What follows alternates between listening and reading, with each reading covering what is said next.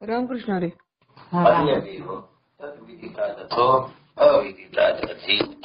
शुश्रुम पूर्वेशम ये नसतत व्याचचक्षिरे.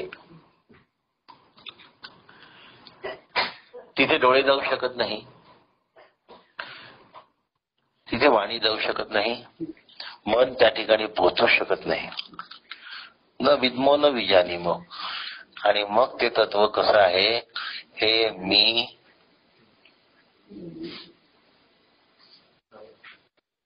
सांगू शकत नाही. आणि कोणी सांगून त्या तत्वाबद्दल वर्णन सांगितल्या जाण्याची शक्यता नाही. न विद्मो न विजानीमो. म्हणून अन्य देव तद्विदिता दथो. ते माहीत असल्यापेक्षा वेगळे व अज्ञाताहून पलीकडचे आहे असे आम्ही पुरातन पुरुषांकडून ऐकलेले आहे. कसं आहे ते तत्व? इति शुश्रुम पूर्वेशाम. ते कसं आहे? पूर्वीच्या लोकांकडून आम्ही ऐकलेलं आहे. आता न विद्मो न विजानीमो काय म्हणतात? ते ब्रह्म विदित असून विदित वस्तूंपासून भिन्न स्वरूपाचे आहे आणि अविदित वस्तूंच्याही अतीत आहे. काकांनी काय शब्द वापरला आहे? ज्ञात वस्तूच्या पलीकडे आणि अज्ञात वस्तूच्याही पलीकडे. म्हणून माहीत असल्यापेक्षा ते वेगळं आहे आणि जे अज्ञात असतं त्याच्या ते पलीकडे आहे. म्हणजे जेवढ्या गोष्टी माहिती आहेत ते आत्मा असू शकत नाही आणि जे माहितीच नाही ते आत्मा असण्याची शक्यता नाही. म्हणजे आता कसं बोलायचं? इकडनंही बोलून राहिले, तिकडनंही बोलून राहिले आणि आत्मतत्वाबद्दल माहिती सांगू राहिले आणि ते म्हणतात एवढं करून ते आत्मतत्व आहे. इति शुश्रुम पूर्वेशाम. हे आत्मतत्व कसं आहे? इति शुश्रुम. मी स्वतः ऐकलाय. कोणाकडनं ऐकलाय? माझ्या पूर्वसुरींकडनं मी ते ऐकलेलं आहे. पूर्वेशाम नसतत व्यचक्षिरे. बरोबर आहे ना? इति शुश्रुम पूर्वेशाम नसतत व्यचक्षिरे.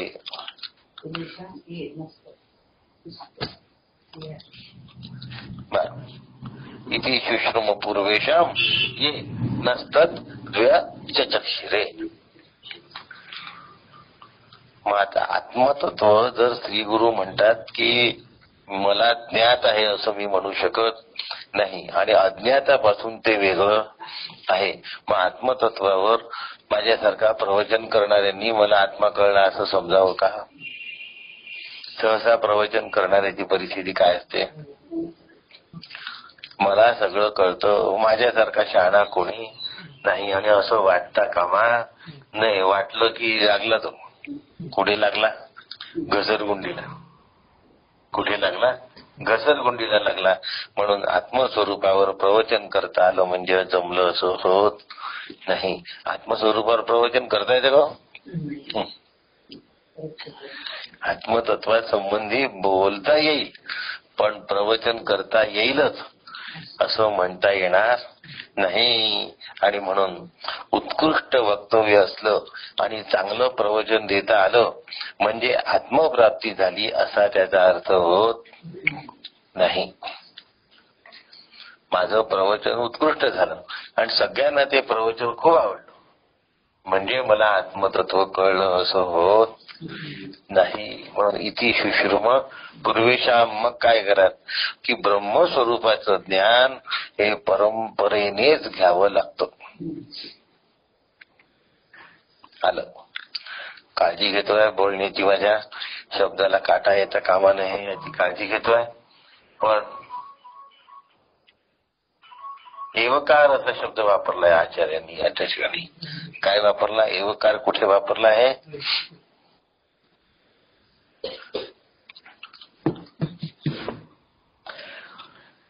परंपरेनेच घ्यावं लागतं. म्हणजे परंपरेशिवाय परमार्थाचं ज्ञान होण्याची शक्यता नाही हा आग्रह आहे. पुष्कळ जण परमार्थामध्ये येतात आणि श्री गुरूंची परंपरा काही काळजी घेतोय मी बोलताना. श्री गुरूंची परंपरा नसते. बेताचा आधी तर एखाद दुसरं माहित असतो, पण जर परंपरा नसेल आणि ते जर परंपरेच्या चौकटीतून आलेलं तत्वज्ञान नसेल तर ते ब्रह्मस्वरूप दाखवू शकत नाही. दाखवू शकत नाही म्हणजे समजून घ्यायचं, समजावून सांगा. परोक्ष रूपाने ब्रह्मस्वरूप सांगता येत नाही. म्हणून किती प्रवचन केले, कीर्तन केले, तर्क केला, मेधाशक्ती केली, बहुश्रुतता असेल, कोणत्याही साधनाने आत्मप्राप्ती होत नाही. शास्त्र शुद्ध, संप्रदाययुक्त कसं असलं पाहिजे. नाही तर मग जे मनात येईल त्या गोष्टी चालत राहतात. आता मला आठवतात आहे पण बोलायचं नाही. काहीतरी चालू असतं आणि मग ते केवढं जोरदार चालू आहे असं त्याचं काय होतं प्रदर्शन, आणि मग त्यांनी हातात काहीही लागत नाही. आणि नाही म्हणजे नाही, बस. तो संप्रदायच असला पाहिजे. नुसतं एक गुरु असून चालणार नाही. गुरु परंपरा, तेथे गुरु परंपरा आहे ना. गुरु परंपरा तेथे ज्ञान आणि एक आहे तेथे गुरु परंपरा. आता गुरु परंपरेशिवाय या गोष्टी येणार नाही. म्हणून परंपरा महत्वाची आहे. आणि आता एखाद दुसरं माहित असतो मागचं आणि पुढचं काही, त्याच्या आधी तर काही माहित नसतं. मग तिथे येणारा जे परमार्थ असतो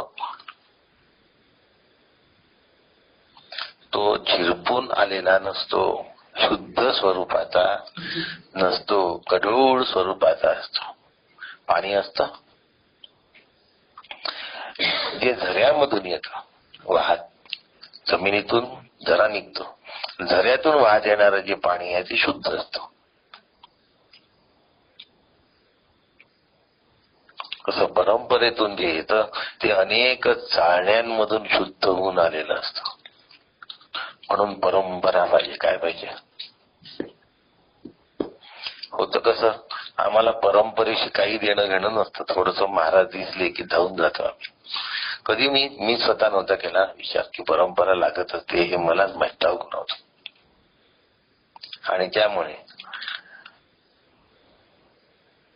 जे काही साधनं केल्या जातात आणि जे काही आश्रमांमध्ये सांगितलं जातं की तुम्ही असं करा आणि तुम्ही तसं करा, त्या गोष्टींनी चित्तशुद्धीच्या पलीकडे शिष्याची वाटचाल होत नाही. आणि चित्तशुद्धी सुद्धा होईलच याचा भरोसा नाही, कारण ते वेदविहित निष्काम लागतं. पुन्हा सकाम जमत आपणच सगळे.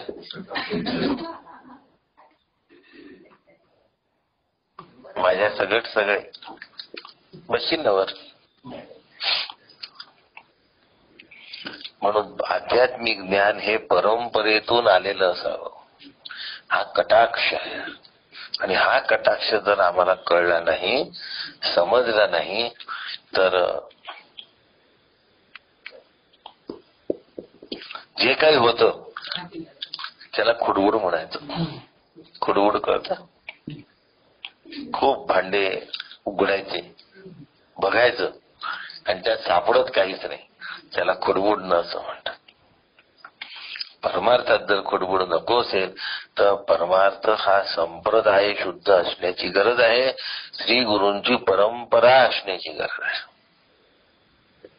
नुसतं एक असून चालणार नाही.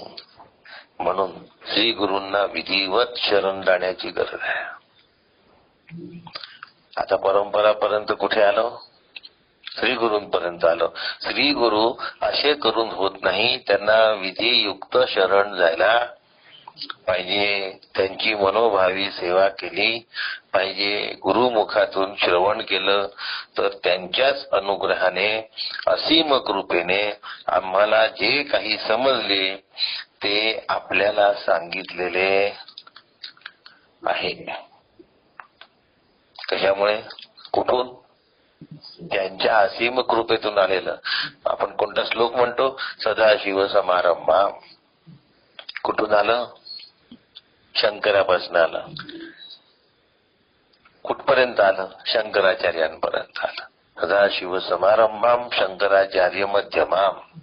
तिथून अस्मदाचार्य पर्यंत, माझ्या श्री गुरु पर्यंत. याला परंपरा म्हणतात. काय म्हणतात?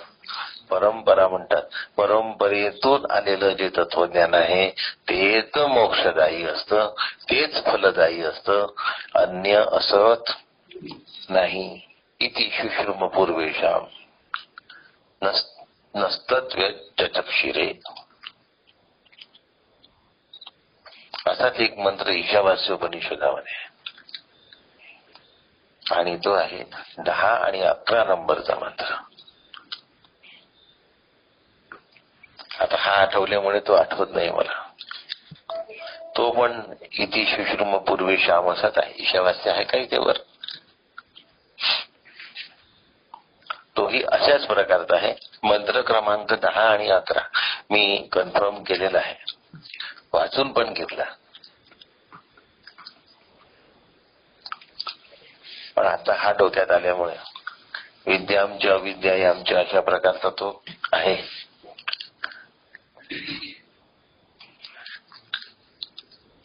पूर्वसुरींनी आखून दिलेला मार्ग. कोणी आखून दिलेला? पूर्वसुरींनी आखून दिलेला मार्ग. हा मार्ग मला जमला पाहिजे. नाही तर काय होतं माहिती का? वैराग्याचा मग तो वैराग्याचाच विचार करत बसतो. मग वैराग्यामध्ये खाण्याचं वैराग्य जर त्यांनी घेतलं असेल तर सगळ्या खाण्यावरच त्याचा भर असतो. हे खाईन ते खाणार नाही, ते खाईन ते खाणार नाही, ते खाईन ते खाणार नाही. जन्मभर खाण्याचंच चिंतन.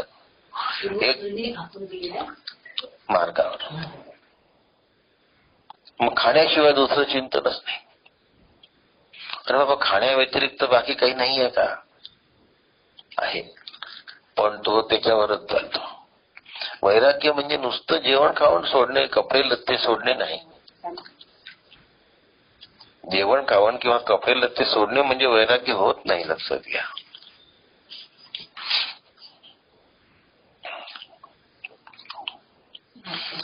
अन्य देवाहुर विद्यया अन्य देवाहुर विद्यया इति शुश्रुम धीराणाम नस्तत द्वी चक्षिरे. काय आहे? इति शुश्रुम धीराणाम नस्तत द्वी चक्षिरे.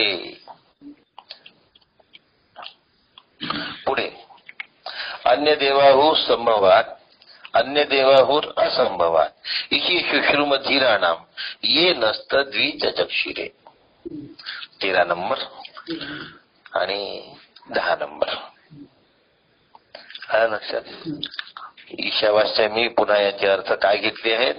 आम्ही हे बुद्धिमंतांकडून ऐकलं, त्यांनीच आम्हाला हे समजवलेलं आहे. बुद्धिमत्तांनी आम्हाला सांगून त्यांच्याकडून आम्ही हे ऐकून घेतलंय. म्हणजे परमार्थ मनाने करू नये. गुरु सुद्धा मनाने करू नये. गुरु सुद्धा परंपरेने आलेले असले पाहिजे. कोणीही गुरु करून चालत नाही. त्यांचे एखाद दुसरे गुरु असतात, परंपरा नसते. परंपरेशिवाय तेथे गुरु परंपरा असं एक आहे, ते मला पुढचा आधीच आठवत नाही आहे. तेथे गुरु परंपरा. पण गुरु परंपरा असल्याशिवाय परमार्थ रुजत नाही. तो हेकांड पिसा होतो, एक कल्ली होतो आणि मग तो त्याच एका मार्गाने चालतो आणि त्याला ते बाकीचे जे आहेत त्या गोष्टी कळता कळत नाही. म्हणून दुर्लभम दिशयात त्यागा दुर्लभम तत्वदर्शनम दुर्लभा सहजाविस्ता सद्गुरो हो करुणांबिडा. यात परंपरायुक्त सद्गुरू आहे हे लक्षात ठेवा. नुसते सद्गुरू आहे असं गृहीत धरू. जिथे परंपरा नाही तिथे वाट लागली म्हणून समजून काय समजायचं? त्या परमार्थाची वाट लागलेली आहे. परंपरा नाही ते सद्गुरूच नाही. पण परंपरेने आलेलं जर समजलं नाही तर सद्गुरूंच्या तोंडून आलेलं समजत नाही. समजा एक उल्लेखच करायचा झाला, मग कुणाला वाईट नको वाटायला, की मी रोज 365 प्रवचनातलं त्या तारखेचं प्रवचन वाचतो. परंपरा काय आहे तुझी? परंपरा आहे समर्थांची. ब्रह्मचैतन्य गोंदवलेकरांची परंपरा कोणती आहे? ब्रह्मचैतन्य गोंदवलेकर महाराज रामदासी असं आहे. कोणती परंपरा आहे? रामदासी परंपरा आहे. मग त्यांचं जे प्रवचन आहे ते दासबोधाला विरोधक असणं शक्य नाही. विरोधक बोलतील का ते? आयुष्यभर जर त्यांनी स्वतःच्या नावासमोर रामदासी लिहिलेलं आहे आयुष्यभर, तर ते दासबोधाला मोडून बोलतील का? सोडून बोलतील का? टाकून बोलतील का? आणि त्यांच्या प्रवचनाचं स्पष्टीकरण जर दासबोधाच्या ओव्याला विरोधी होत असेल तर मग काय झालं? अवघड आहे फार. काय आहे? नाही, ते कळलं नाही आणि ऐकणाऱ्याचा घात आहे, लक्षात घ्या. मोठा म्हणजे जन्मजन्मांतरांचा, 1 आणि 2 दिवसाचा नाही. त्या घाताला ती व्यक्ती पण जबाबदार असते. जसं मोक्षाला श्री गुरु जबाबदार असतात, तसं जर चुकीच्या मार्गावर शिष्यांना नेलं तर त्याचं तत्कथम तू आत्मा ब्रह्म, मी साधक ते निरतिशय स्वरूपाचे परब्रह्म कसं काय होऊ शकेल असा प्रश्न आहे. तर सोपं नाही या गोष्टी. माझे वडील सांगायचे की हे चुकीचं होत आहे, चुकीचं होत आहे, दिशा चुकते आहे. पण असं सांगणारा मीच होतो फक्त. वाईट ठरलो. साध्या गोष्टी पण कळत नाही, अगदी साध्या गोष्टी पण कळत नाही. ज्या वेळेला मुद्दा निघाला होता, एक मुद्दा सांगतो फक्त. ललिता पंचमीला यज्ञ करायचा. त्यावेळेला मी म्हटलं की उपासनेवरून कर्मावर का प्रवृत्त होऊन राहिले? हा उपासनेवरून ज्ञानावर जायला पाहिजे, कर्मावरून उपासनेत जायला पाहिजे. आपण उपासनेवरून कर्माकडे चाललोय, आपण चुकीच्या दिशेला चाललोय. पण हे म्हणणारा मी एकटाच होतो. सगळ्यांनी काय म्हटलं, एवढा मोठा माणूस जे करतो आहे ते यांना पटत नाही आहे, म्हणजे हे जास्त शहाणे झाले. पण मी परंपरेतून आलेल्या तत्वज्ञानाच्या अनुषंगाने बोलत होतो, व्यक्तिगत म्हणून बोलत नव्हतो. आणि सगळेजण व्यक्तीला महत्व देत होते. त्यामुळे मग मी एकटा पडलो आणि मग शेवटी बाजूला पडलो. पण त्यामुळे घात केवढा होतो ऐकणाऱ्याचा. एकदा जरी ऐकलं तरी घात होतो, 10दा नव्हे, एकदा ऐकलं तरी घात होतो. कारण ती गोष्ट संस्कार करून जाते ना मनावर. कोणती पण एक गोष्ट जर आपण ऐकली, ती बरोबर असो की चुकीची असो, त्याचा संस्कार मनावर झालाच म्हणून समजा. काही ऐकायचं नाही. आणि जे ऐकाल, जे कराल, त्याचा संस्कार होत नाही असं कधीच होत नाही. अकर्ता म्हणून राहू शकतो का आपण? आजचा ती स्थिती आहे का? ज्याने त्याने आपल्या अंतःकरणाला तपासावं. मी म्हणत नाही कोणी नसेल, कोणी असेल. पण जर चुकीचं श्रवण झालेलं असेल तर चुकीच्या श्रवणाचे फळ सुद्धा कसे असतात? खतरनाक असतात. त्या साधकाचं काय होतं? जीवनाची वाट लागते. आणि ही प्रवचन कर्त्याची जबाबदारी असते की मी सांगत असलेलं शास्त्राला धरून असलं पाहिजे. म्हणून बोलताना मध्ये मध्ये शास्त्र उद्घृत करून चालावं. ते मला शास्त्र येते हे सांगण्यासाठी नसून मी ट्रॅकनी चालतो आहे याचं कन्फर्मेशन आहे. मराठीत ताळा म्हणतात, तो टाळा आहे. आणि जो ताळा लक्षात घेऊन, शास्त्र आणि संप्रदायाला लक्षात घेऊन बोलत नाही, त्यांचा ठोकताळा असतो. ठोकताळे कधी लागतात आणि कधी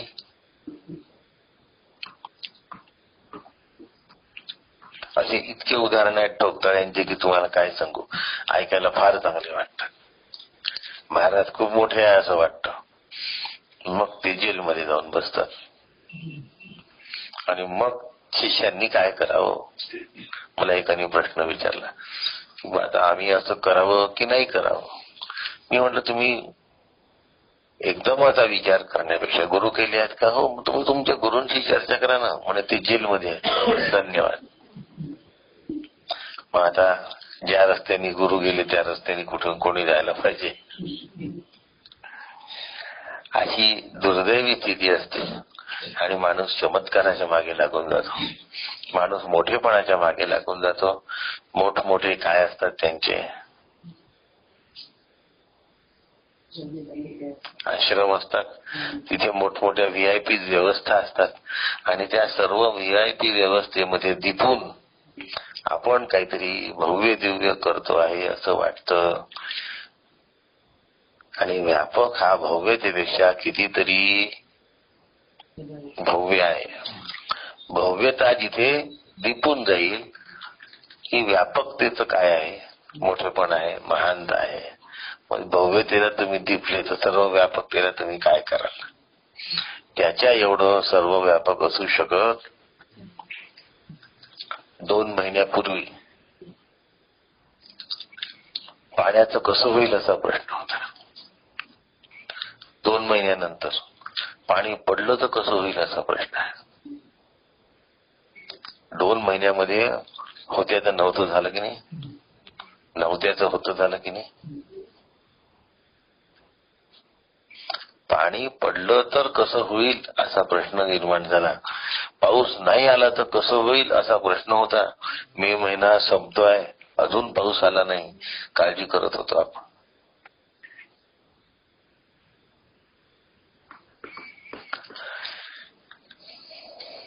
म्हणून त्याच्या भव्यतेची तुलना कशाशी केल्या जात नाही. म्हणून आश्रमाच्या मोठेपणांवर आश्रमाच्या झळकतीना काय पंचतारा झळकतीना काकांचं वचन आहे. कसं आठवण केलं पहा. आश्रमाच्या पंचतारा झळकतीना. काकांचं नित्य याचं कॅलेंडर आहे ते असू द्या घरी आणि आता ते रिप्रिंट झालेलं आहे त्यामुळे असू द्या. ते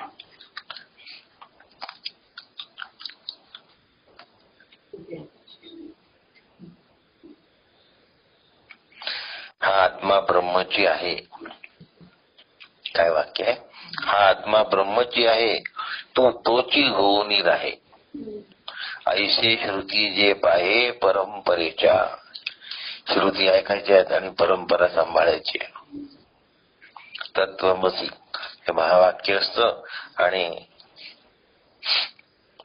तया ते तर्क न बांधी ना भ्रम प्रमादादी व्याधी जे ती परंपरा अनादी श्रुती स्वरूप. ऐसी ही ज्ञाना परंपरा अखंड तियेची धारा तिची तू ते शिष्यवरा दावली मी. ती धारा मी तुला दाखवतो आहे जी माझ्या परंपरेतून आलेली आहे. त्या परंपरेत श्री गुरु आपल्याला स्वीकारतात. लक्षात घ्या. म्हणजे आपल्या मागे आशीर्वाद परंपरेचा असतो. परंपरेच्या बांगड्यांना जर एवढं महत्व असेल तर परंपरेच्या हसायला लागले आता सगळे. भाषा समजली माझी. सिरियल मधली भाषा आहे, लक्षात आलं सगळ्यांच्या. जर परंपरेच्या बांगड्यांचं एवढं महत्व आहे तर श्री गुरु परंपरेतून आलेले पाहिजे की नाही.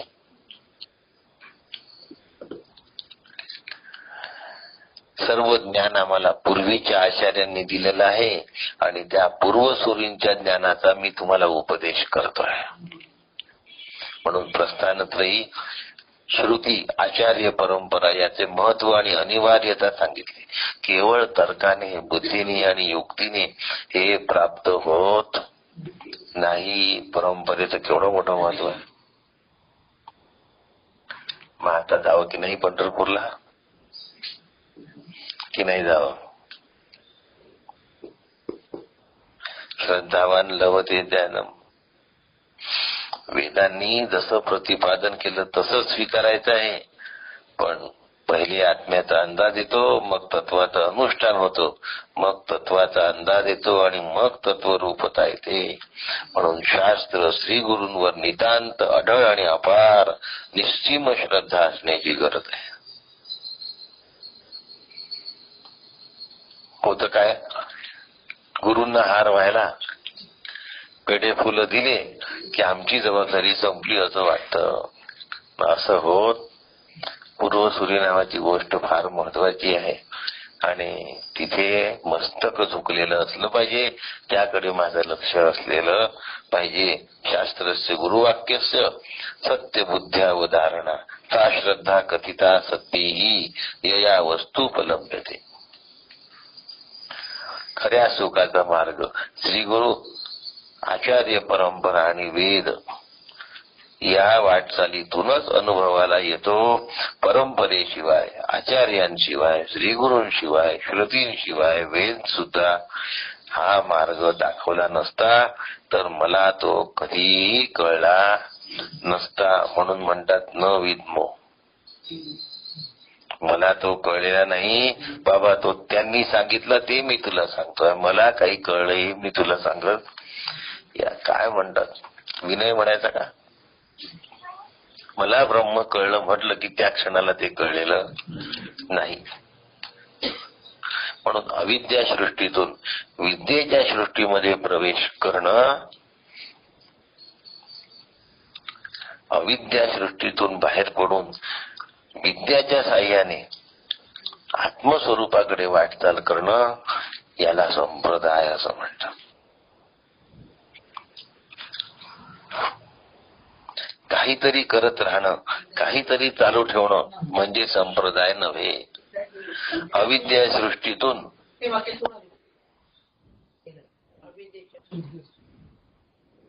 अविद्येच्या सृष्टीतून विद्येच्या साह्याने बाहेर पडून ज्ञान करून देणं हे संप्रदायाचं काम आहे, कर्तव्य आहे. आम्ही सांगतो आमची की नाही, हे महाराज, ते महाराज, ते महाराज, पुढे काय? आणि जुन्या महाराजांबद्दल विचारा तर त्यांचे चमत्कार सांगतात. काय सांगतात? चमत्कार ही गोष्ट काही सांगण्यासारखी आहे का? पण जास्त प्रसिद्धी कशाला असते? असं जे काही घडतं त्या गोष्टीमध्ये मग संप्रदाय पण आम्हाला कळला नाही. काय असतं, आम्ही श्रीगुरूंकडे येतो, मंत्र घेतो आणि राहून जातो, बस. आम्हाला काही हे कळत नाही की आम्ही हे संप्रदायपूर्वक श्रीगुरू केले पाहिजे. ते खूप मोठे असतात पण ते तुम्हाला मोठं नाही करू शकत. श्रीगुरू मोठे नसतात असं नाही म्हणत आहे मी. एखादं मी नाव घेणार नाही कारण त्यांनी टीका होईल. भव्य दिव्य काम आहे त्यांचं. एवढं मोठं काम कोणी एक माणूस करू शकत नाही, एवढं भव्य दिव्य काम आहे. हो खरं आहे, पण परंपरा आहे का तिथे? त्यांना जर परंपरा नसेल तर त्या भव्य दिव्यतेतून काही होत नाही. शिष्याला त्याच्यातून काही मिळत नाही. मग केवढाही मोठा माणूस का असे ना तो, आणि त्याच्याकडे कितीही मोठमोठे फॉरेन रिटर्न जाओ, देश विदेशातले लोक जाओ, अत्यंत प्रसिद्ध असलेले लोक जाओ, पण आपल्याला त्यातून हाती काही लागत नाही. म्हणून शास्त्रानुसार करत राहणे अविद्या निवृत्तीच्या प्रक्रियेचा भाग आहे, हे बरोबर आहे. पण अविद्या निवृत्ती जर साधून घ्यायची असेल तर संप्रदायच हे बरोबर करतो. अविद्येच्यातून बाहेर पडणं आणि विद्येच्या साह्याने स्वरूपाकार होणं हे संप्रदाय शिकवतो. हा संप्रदायाचा हेतू आहे. मला संप्रदाय समजला पाहिजे, संप्रदायच कळत नाही. वाटचाल जर एकाच ट्रॅकवर व्हायची असेल, एकाच ट्रॅकने जर माझी वाटचाल झाली पाहिजे असं वाटत असेल तर बहिर प्रवृत्तीला आळा घालण्यासाठी अविद्या निवृत्ती होऊन ध्येयापर्यंत पोहोचण्याची गरज आहे. आणि हे फक्त संप्रदाय करतो. म्हणून संप्रदाय अत्यंत मौलिक आहे. कसं आहे? अत्यंत मौलिक आहे. आणि या सगळ्या गोष्टी पाहतच नाही आम्ही. गुरु करत असताना कोणता परंपरा आहे, काय संप्रदाय आहे, काय काही नाही. आम्हाला जोपर्यंत वाटत नाही तोवर आम्ही करत नाही. वाटलं की मग आम्ही दुसरं काही पाहत नाही. काही बाकी ठिकाणी पाहू की नाही, स्थळ बघत असताना पाहतो की नाही, सगळं पाहू. आणि गुरूंच्या वेळेला काही पाहणार, योगाला म्हणतात, योगाला बस होऊन गेलं म्हणतात. असे ज्यांचे योग येतात ते दुसऱ्या दिवशीपासून पुन्हा काहीच करत नाही.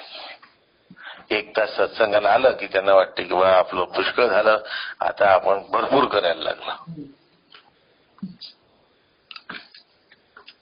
रिटायर्ड झाल्यानंतरही जर अभ्यासाला वेळ मिळत नसेल तर याच्यापेक्षा लाजिरवाणी गोष्ट काही आहे का? काही जणांना रिटायरमेंटच घ्यायची नसते, सरकारने ढकलून दिलं म्हणून बाहेर आलेले असतात. आता काढूनच दिलं तर करणार काय? येतो ना बा मी पुन्हा 2-4 वर्ष राहू द्या ना मला. नाही, सरकारला चालत नाही चालत तर मग आता इलाज नाही आमचा. मग आम्ही झालो रिटायर्ड. पण स्वेच्छेने मनाने आम्ही बाहेर पडलो नाही. कधी अभ्यास करणार? आपलं 1 तास आलो, येतो की नाही नियमाने, ठीक सगळं करायला धावतो. सगळं हे कर ते कर, इकडले कार्यक्रम तिकडे 1000 आवडतं ना, इकडे 2000. काय काय काय हे जे दिलेलं आहे ते सोडून द्यायचं आणि जगाचं सगळ्या उठाठेवी सगळीकडल्या करायच्या. जाऊ द्या. आधीच आयुष्य वाट्याला किती आलाय सांगा. वयाच्या 60 नंतर इकडे विचार करायला लागलो. मग आता किती आहे, ऍक्टिव्ह लाईफ किती आहे? फार थोडा आहे.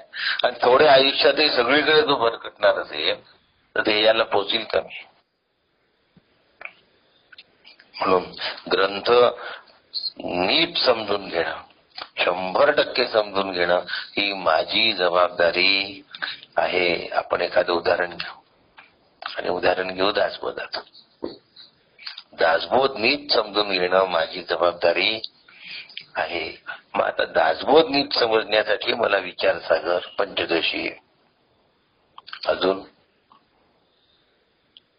अद्वैत सिद्धी इत्यादी ग्रंथांचा जर उपयोग करायचा असेल तर तो केला पाहिजे. कारण त्याशिवाय दासबोध, ज्ञानेश्वरी, गाथा कळणार नाही. पण सर्व ग्रंथातील सामान्य सूत्र लक्षात येत नाही तोपर्यंत संप्रदायाच्या बाहेरचं वाचन करू. आम्हाला काय आवड असते, ते काय म्हणाले पाहून घेऊ, हे काय म्हणाले पाहून घेऊ, यांनी काय लिहिलंय पाहून घेऊ. आणि याच्यामध्ये साधक भरकटतो. म्हणून एकच ग्रंथ. म्हणून संप्रदायाचे माझ्यावर खूप उपकार असतात की तो मला भरकटू देत नाही. मी ते समजून घेतले तर एकाच ट्रॅकवर मला ठेवणारा जर कोणी असेल तर तो संप्रदाय आहे. यांनी गंतव्य सहज प्राप्त होतं. अभ्यास भरकटू देत नाही. खूप केल्यासारखं वाटतं, करतही राहतो, पण हाती काहीही लागत. एरवी काय करतो माणूस, खूप करतो.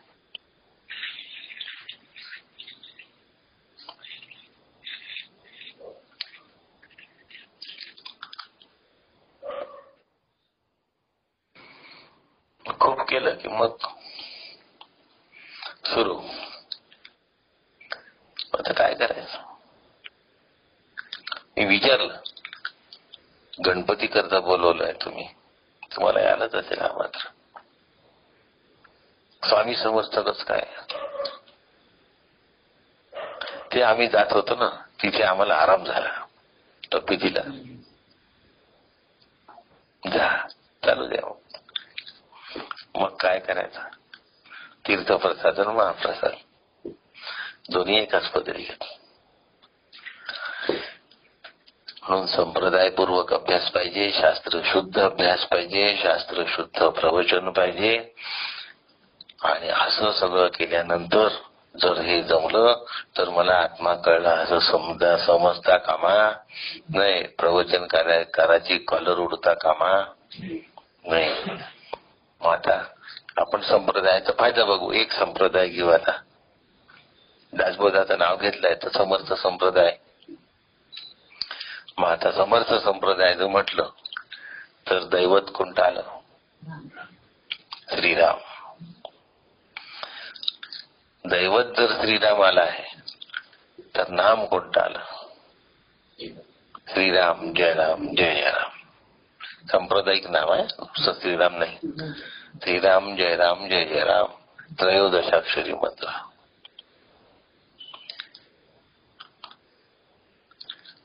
जाण्याचे स्थान कोणते? सज्जनगड, चाफळ आणि जांब. समर्थांची जन्मभूमी आहे. सज्जनगड, चाफळ आणि जांब. सज्जनगड म्हणा, शिवथरगड म्हणा, चाफळ म्हणा, जांब म्हणा. अभ्यासाचे ग्रंथ, मनाचे श्लोक, दासबोध आणि आत्माराम ही समर्थ संप्रदायाची प्रस्थानत्रयी. एवढ्यामध्ये त्यांनी चालावं. वारकरी संप्रदाय घेऊ. मुख्य देवता कोणती? विठ्ठल. नाम कोणतं? रामकृष्ण हरी. ठिकाण कोणते? पंढरपूर, देहू, आळंदी.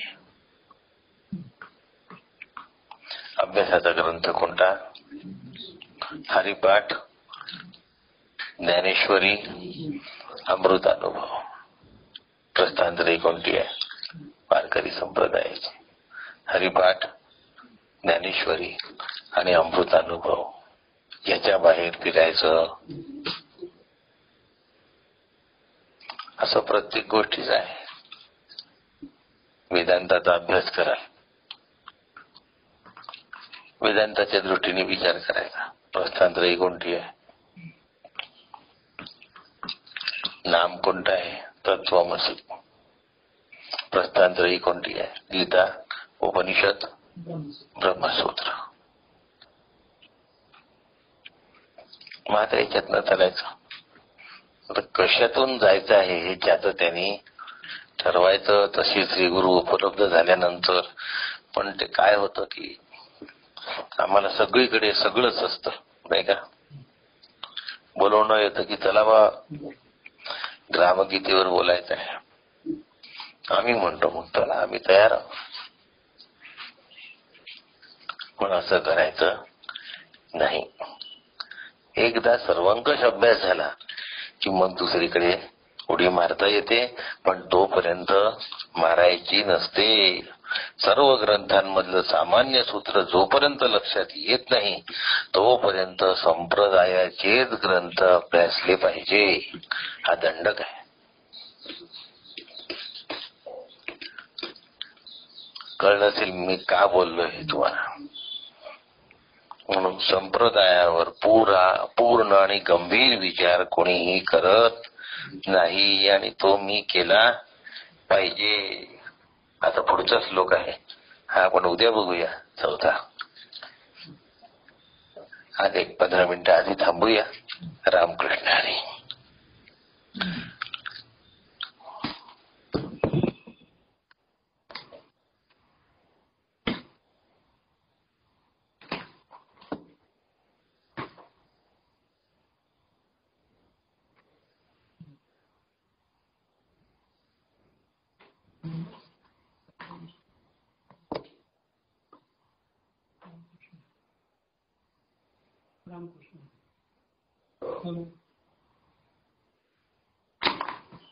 काही शंका असतील तर विचारा.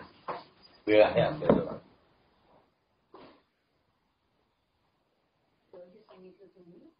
वेदांताचा अंदाज घेता. वेदांताचा अभ्यास केल्याने त्याचा अंदाज येतो आपल्याला. त्याच्यानंतर तत्वनिष्ठा वाढते. मी पुढे काही सांगते. तत्वनिष्ठा वाढल्यानंतर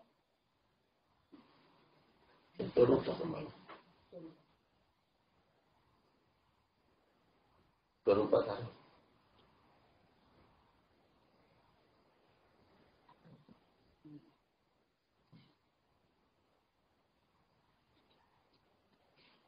संप्रदायाचं महत्व किती आहे? खूप आहे, पण माहीतच नसतं. संप्रदायाचं एक ऐकलं होतं मी गोष्ट, एकाने सांगितली की तुम्ही सांगितली माहित नाही.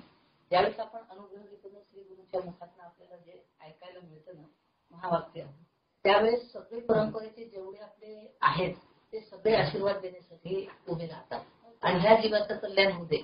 मला वाटतं मंदाताईंनी सांगितलं होतं. पण आहे पण हे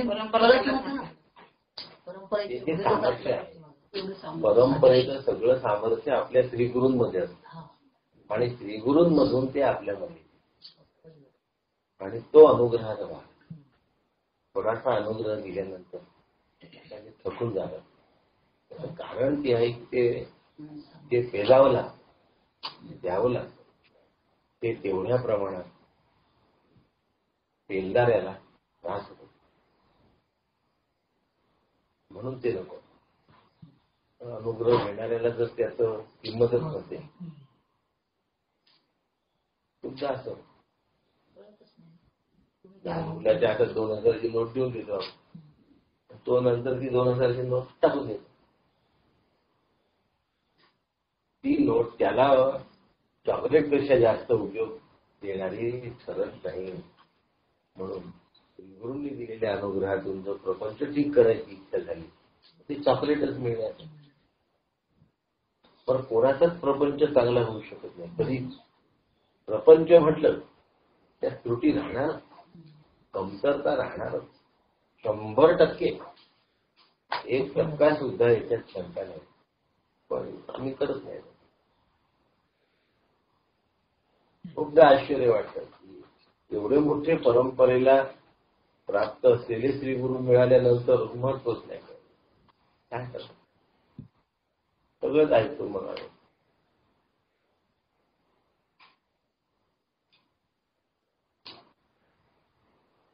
काय करणार मग आता, कोणाला सांगणार आहोत. पण तुम्ही या म्हणतात, आम्ही कार्यक्रम ठरवला आहे पण आमच्या कार्यक्रमाला तुम्ही या म्हणतात आणि जेवायला या. नाही आले तर वाईट वाटते आणि गेलं तर आपल्याला ऐकावं.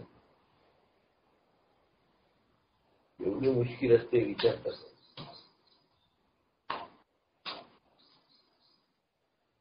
पण मी चांगलं असं करू राहिलो. मी काय वाईट केलं? यज्ञ केला, मी काय वाईट केलं? तुम्हाला यज्ञाला बोलवलं, तुम्हाला यावं नाही वाटत?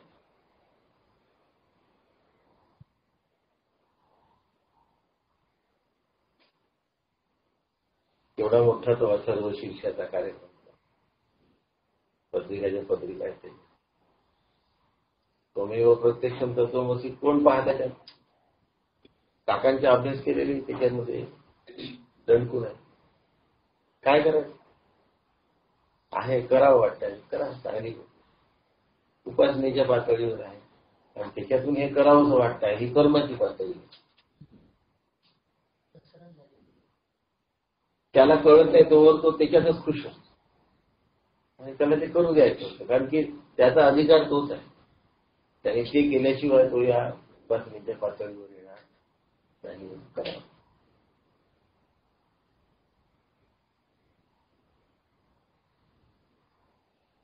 संख्या किती आली, लोक किती बसले, म्हणणारा अथर्व शीर्ष म्हणतच राहतो. हा बाकीच पाहत राहतो. हे मॅनेज कर, ते मॅनेज कर, ते मॅनेज कर. त्याला अथर्व शीर्ष म्हणायला विसरत नाही. चुकून कानावर आलं तर त्याचा अर्थ पाहायला वेळ नाही. मग असं झालं, तसं झालं, मग आम्ही एवढे लोक जमवले, तेवढे लोक.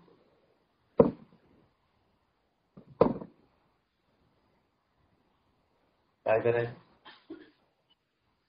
ज्याला आवड आहे त्याला करू द्यायचं, त्याला आवड नाही तरी थांबावं.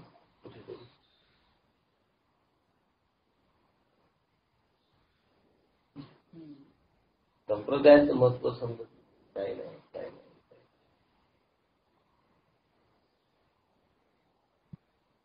काही नको आम्हाला, फक्त आत्मा पाहिजे. कसं भेटणार? आपलं जीवन सुखी करायचं असेल तर आपण 5-25 वर्ष नोकरी करतो, पैसा मिळवतो, राबतो, कष्ट घेतो, ऊन वारा पाऊस असून ऑफिसमध्ये जातो, वेळेवर जातो, वेळेवर येतो, साहेबाच्या शिव्या खातो. एवढं सगळं करतो तेव्हा आपण घरदार चालवू शकतो. जीवन आनंदमय जर करायचं असेल तर मेहनत नाही करावं लागणार. बिना मेहनतीचं होईल का? पण परमार्थासाठी काही मेहनत करायची तयारीच नसते आमची. अर्धा एक तास आम्ही रोज ऐकतो, सांगायला बरं लोकांना. सांगण्यासाठी नाही हा अभ्यास, स्वतःचं जीवन बदलण्यासाठी. मी मला बदलू शकतो का बस, बाकी काही नाही. बाकी कशात काही पडलं नाही. मी मला बदललेलं आहे का, कोणी विचारायचा प्रश्न आहे.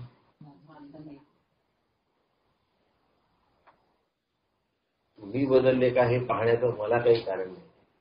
मी बदललो का पाहणे एवढंच माझं काम आहे.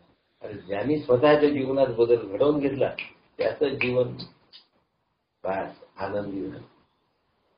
आनंद त्याच्या जीवनात विलसला म्हणून नाही. चालूच आहे मग गाडी चक्की दळण.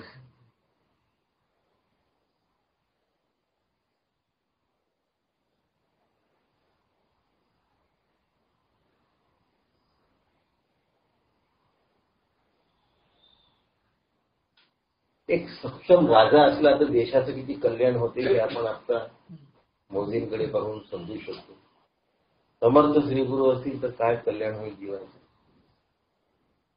कल्पना. एक सक्षम राजा आहे. आजपर्यंत सगळे गोंधळ काश्मीरमध्ये होत होते. आता ते सगळे गोंधळ पीओके मध्ये व्हायला लागले, बलुचिस्तानमध्ये व्हायला लागले, सिंधमध्ये व्हायला लागले आणि आपला देश शांत. आता ते लोक म्हणतात आमच्यावर अत्याचार होतोय, आम्ही भारताचा भाग आहे. आता ते म्हणायला एक सक्षम राजा मिळाल्याबरोबर आपल्याकडे शांतता तयार झाली. तर 70 वर्षाची कीड आहे, जायला वेळ लागेल. 70 वर्षाची कीड जायला 70 महिने जर लागले तर काही गैर आहे का.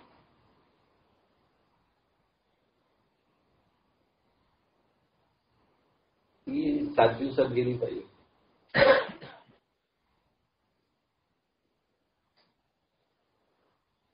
हा कठीण आहे. श्रीगुरूची महानता समजणं कठीण आहे, संप्रदायाची महानता समजणं कठीण आहे आणि ही समजल्यानंतर तशी वाटचाल करणं कठीण. आणि म्हणून उद्या परवाची येणारे श्लोक हे याच्यापेक्षा कठीण आहे. कालचा जरा खूप कठीण होता, हे कालच आले होते, काळजी वाटत होती. आज जरा सोपा विषय होता, थोडं बरं वाटलं. आज सोपा होता ना, पण उद्यापासून पुन्हा कठीण विषय राहणार. संप्रदायाचं महत्व असल्यामुळे तेवढी प्रेमच सांगता आली. आज सोपं झालं.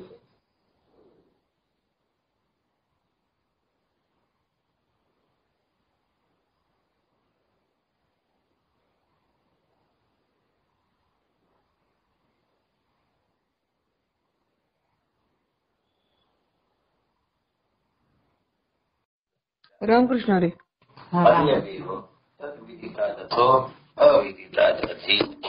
शुश्रुम पूर्वेशाम ये नसत व्याचचक्षिरे. तिथे डोळे जाऊ शकत नाही, तिथे वाणी जाऊ शकत नाही, मन त्या ठिकाणी पोहोचू शकत नाही. न विद्मो न विजानीमो. आणि मग ते तत्व कसं आहे हे मी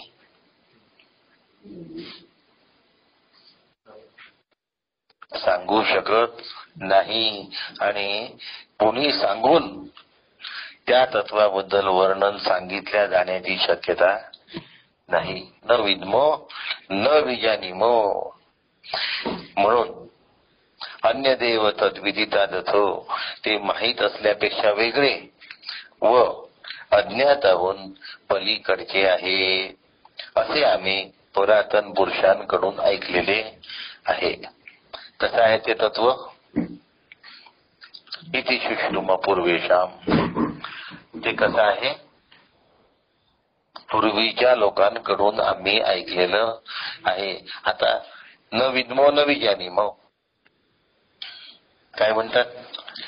ते ब्रह्म विदित असून विदित वस्तूंपासून भिन्न स्वरूपाचे आहे आणि अविदित वस्तूंच्याही अतीत आहे.